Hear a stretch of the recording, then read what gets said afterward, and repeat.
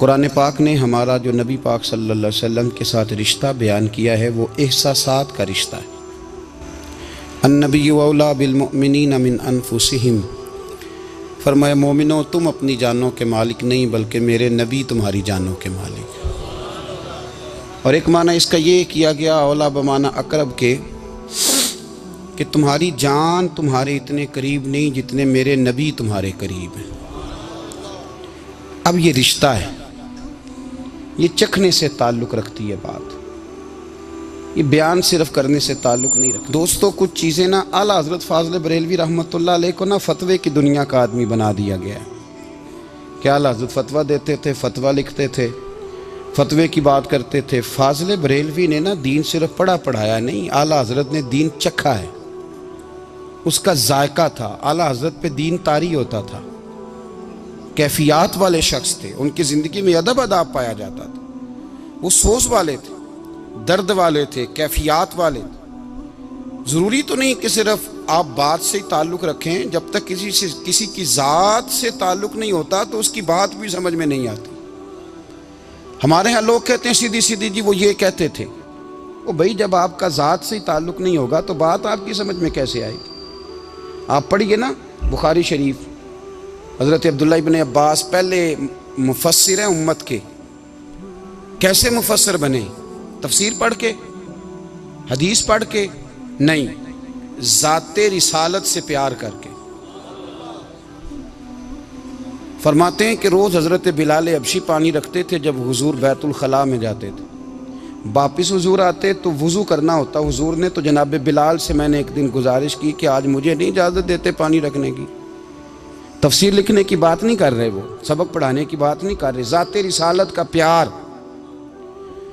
हज़रत बिलाल ने मुझे इजाज़त दे दी। कहते हैं हुजूर वापस आए तो आके फरमाने लगे आज पानी किसने रखा है? उम्र कितनी 10-12 साल या 14 साल। हुजूर से प्यार हो गया तो नबी करीम सल्लल्लाहु ताला अलैहि वसल्लम की बारगाह में ना पानी रखा। तो जब पानी रख के फारिग हुए तो हुजूर ने पूछा किसने रखा है? तो अर्ज़ की हुजूर इस जवान ने रखा है। गोया इश्क लगा सी खेड़ा खेड़ दी ते खेड़ा भुल गईयां।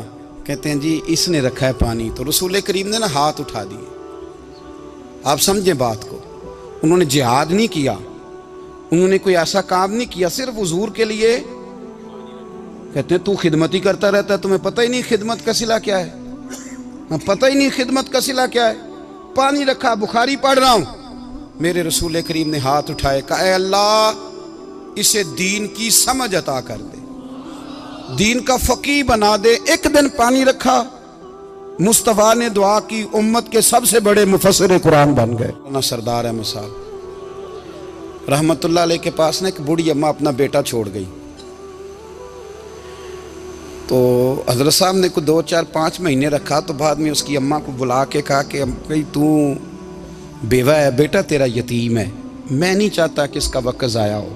ये पढ़ने वाला कोई नहीं, सारे नहीं भाई पढ़ने वाले होते। अब यहाँ उलमा बैठे हैं, मैं बेअदब भी ना हो जाऊँ। कुछ पूरे 8 साल लगा के भी आ जाते हैं, सनद भी उनके पास होती है। नाराज़ ना हो जाना, ये तो सब अच्छे लोग हैं, सनद होती है पर पता कोई नहीं होता। ये आला हज़रत ने लिखी है बात, सनद होती है, पूरी डिग्री होती है, उस पर कई लोगों के साइन भी होते।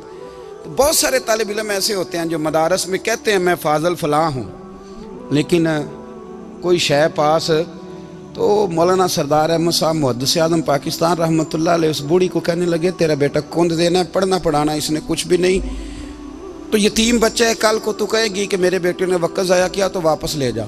बूढ़ी अम्मा रोने लग गई, कहने लगी मैं पढ़ाने तो नहीं लाई थी, मैं तो आपको रब का वली समझती हूँ, मैं तो नौकरी कराने लाई थी, नौकरी। हज़रत अनस बिन मालिक कहते हैं मेरी अम्मा भी हुजूर की बारगाह में दे गई थी।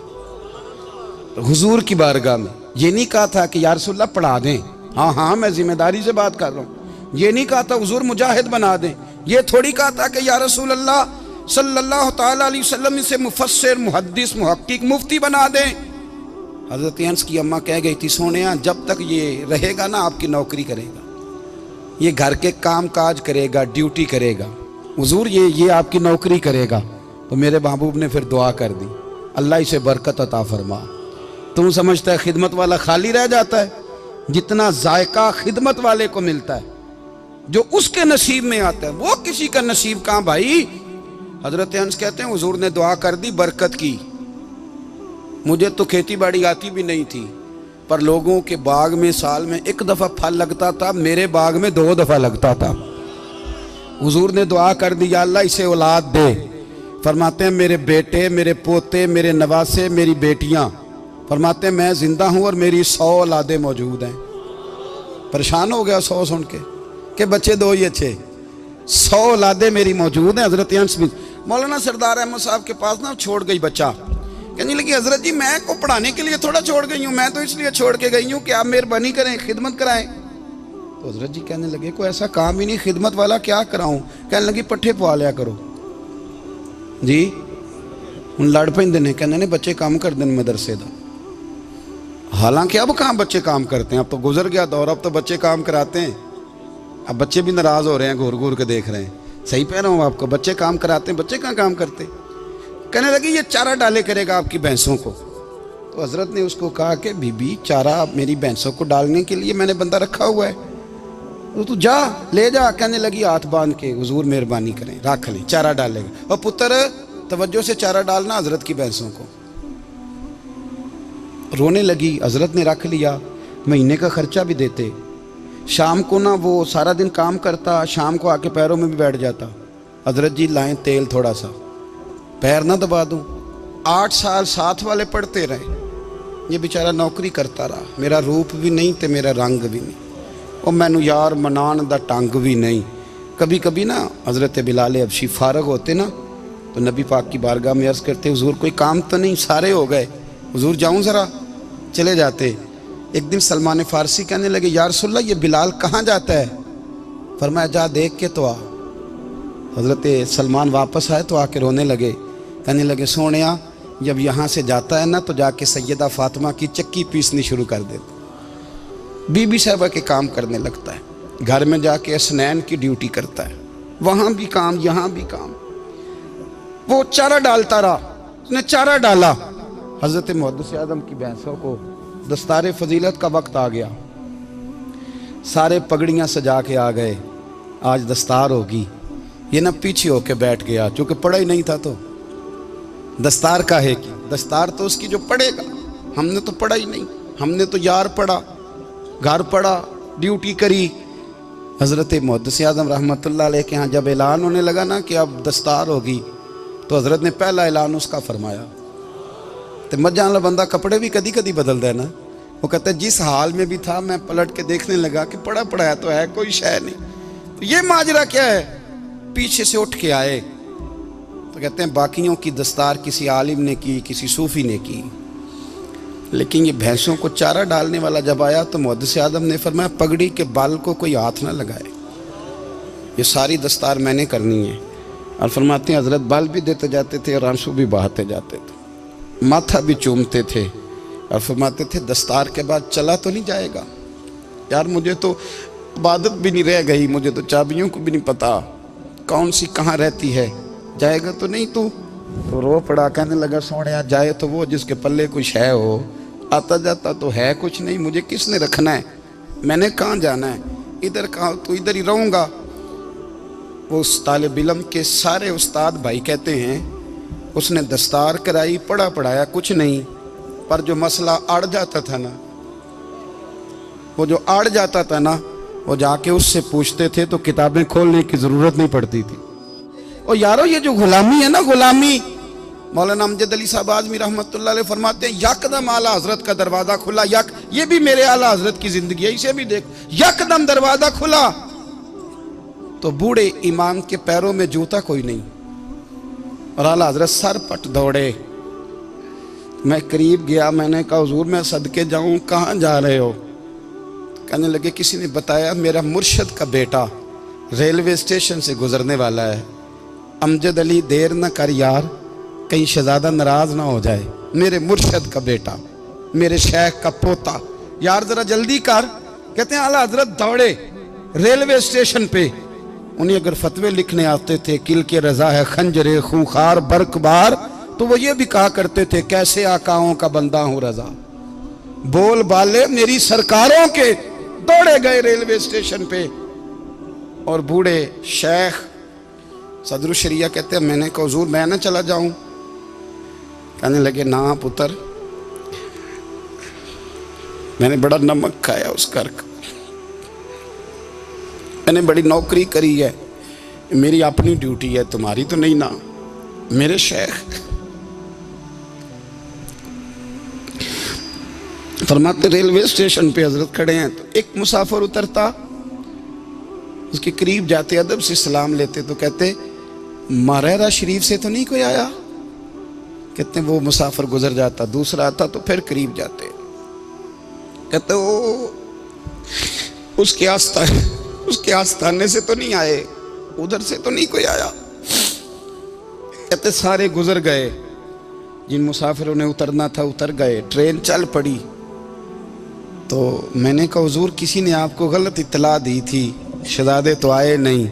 कहने लगे यार इत्तला गलत थी या ठीक थी, पर यहाँ तक आने का मज़ा बड़ा है। आप समझ सकते हैं, आला हजरत के दो बेटे हैं, हुज्जतुल इस्लाम मौलाना हामिद रज़ा खान साहब और मुफ्ती आज़म आलम इस्लाम। दोनों शहजादे इतने बड़े शहजादे थे कि दोनों अपने अपने वक्त के सबसे बड़े मुफ्ती हुए। ये भी तो मेरे आला हजरत है ना, इसको भी तो ज़रा समझो ना। खुशकी और फिर खुशकी और फिर खुशकी। एक दिन पीर साहब ने कहा, नूरी मियाँ साहब, कि अहमद रज़ा यार वो भैंसें रखी हुई हैं तो उनको ना गीदड़ आके तंग करते हैं, तो दो कुत्ते मिल जाए ना कभी, तो चलो रात को पहरेदारी करेंगे, दो कुत्ते मिल जाएं। मैं अक्सर सोचता हूँ कि आला हजरत तो आलिम थे, उनका कुत्तों से क्या लेना देना। हजरत जी आपने कुत्तों की बात करनी थी तो किसी दुनियादार से करते, दो कुत्ते मिल जाएं तो ज़रा जानवरों की देखभाल करेंगे। फरमाया हुजूर सवेरे ही आ जाएंगे। भाई आपका तो ये शुगर ही नहीं, तो आप कहाँ से लाएंगे? दिन चढ़ा तो दोनों बेटों के गले में रस्सियाँ डाली। आला हजरत को सिर्फ आप फतवे की रोशनी में देखते हैं, आपको उस शख्स के दर्द का नहीं पता, उसके जायके का नहीं पता, वो किस स्टेज का आदमी है, स्टेटस क्या है तरीकत में, शरीयत में, इश्क में। दोनों शहजादों के गलों में रस्सियाँ और पकड़ा हुआ है।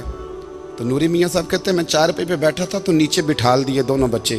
मैं उठ के खड़ा हो गया, मैंने कहा मौलाना ये क्या? कहने लगे हुजूर ड्यूटी भी करेंगे और रोटी भी नहीं मांगेंगे। जिन्हां तना विच इश्क न रचिया कुत्ते ना थी चंगे, मालक देकर राखी कर दे साबर भुखे नंगे। किधर गया शौक, किधर गया वो दर्द?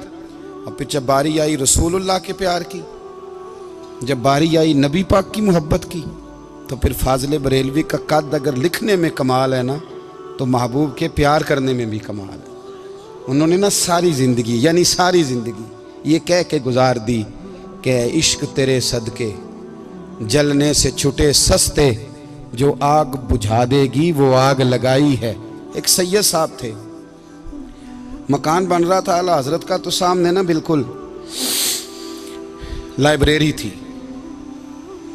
तो जब मकान बन रहा होता है तो तब सारे मिस्त्री मजदूर अंदर ही होते हैं, तो सबका आना जाना था, सब लोग आते जाते थे बिला झिझक। तो वो सैयद साहब भी एक दिन आ गए, सामने लाइब्रेरी में मिले, फिर चले गए। कुछ दिनों के बाद घर मुकम्मल हो गया, अब औरतें भी आ गईं।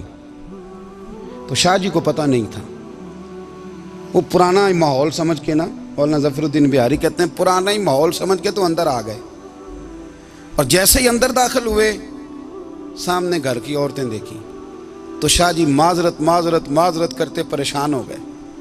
और फिर जब दोबारा पलटने लगे तो आला हजरत दौड़ के गए, हाथ चूमे, कहने लगे शाह जी आपको तो पता नहीं था, और आप मेहरबानी करें ये माजरत वाला लफ्ज़ वापस लें, ये मेरे घर की औरतें नहीं, ये तो सैयदों की बांदियाँ हैं, ये तो नौकरानियाँ हैं, तो आप मेहरबानी करें, ये अंदाज़ आपका जो है ये दुरुस्त नहीं, आप मेहरबानी फरमाएं अंदर आएँ।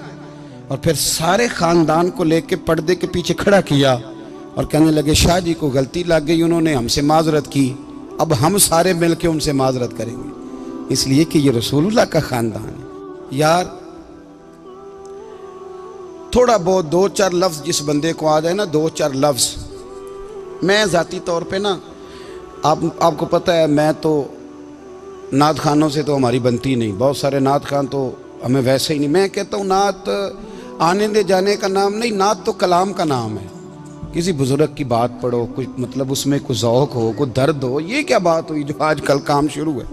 लेकिन आपको पता है हम नात खां की भी इज़्ज़त करते हैं। मैं जिस नात खां से नात सुनता हूँ, मैं दिल की कल्ब की गहराई से उसका हया करता हूँ, मैं इकराम करता हूँ, अल्लाह जानता, मैं एहसास देता हूँ, इसलिए कि मैं समझता हूँ ये जब बोलता है ना तो मुझे मदीने वाले की याद आती है, ये नबी करीम की याद दिलाता है, तो इसका एहसास है।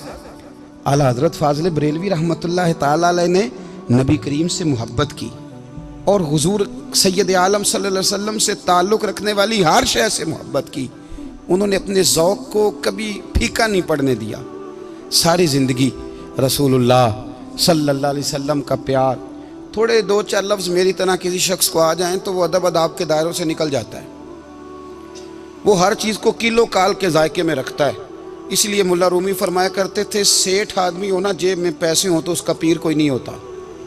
अगर कोई ओहदा मिल जाए, बंदा किसी दर्जे पे पहुंच जाए तो उस बंदे का भी मुर्शद है, और अगर चार लफ्ज़ पढ़ जाए तो अक्सर मेरी तरह के बंदे खलीफे होते हैं, मुरीद नहीं होते। नाराज़ तो नहीं हो गए आप लोग? मेरी तरह के लोग ना खलीफे होते हैं, बताते हैं 14 जगह का खलीफा हूँ तो सवाल ये है कि ग़ुलाम किसका है? मेरी खिलाफतें। ओ खुदा के बंदे, ग़ुलामी असल चीज़ है। आला हज़रत फ़ाज़िल बरेलवी रहमतुल्लाह ताला अलैह ना लोगों से पूछते, जब कोई मदीने से आता, मक्के से आता, हज करके आता तो पूछते मदीने गए थे? सदर शरिया रहमतुल्लाह अलैह फरमाते हैं, किसी ने कान में आके कहा हुजूर वो मोची हज करके आया। पक्की बात है हुजूर? हाँ। फरमाया चलो चलें। हज़रत जी वो लिखना नहीं, तो मैं आके देखते हैं। हज़रत मेहमान, ओए आके देखते हैं। कहते दौड़ने लगे, वो जूते गांठ रहा था। जाके पूछा हज करके आए हो? कहा हाँ, मदीना शरीफ गए थे। वो जिस बंदे के पास लोग तारीखें लेने जाएं तो टाइम ना मिले, भाई आज मदीने गए थे? कहने लगा जी बड़ा करम किया सरकार ने, मैं तो 1.5 महीना रह के आया हूँ। कहते हैं जुब्बा कहीं, पगड़ी कहीं, कलम कहीं, शागिर्द कहीं, मुरीद कहीं, और अंदर नहीं, हुजरे के अंदर छुप के किसी की तादीम नहीं, चौक में मोची जूते गांठने वाला दुनिया देख रही है। आला हजरत झुके और मोची के पैर चूमने शुरू कर दिए। लोग पकड़ दें, हुजूर ये क्या? वो भी पैर करने लगे, पीछे हट जाओ।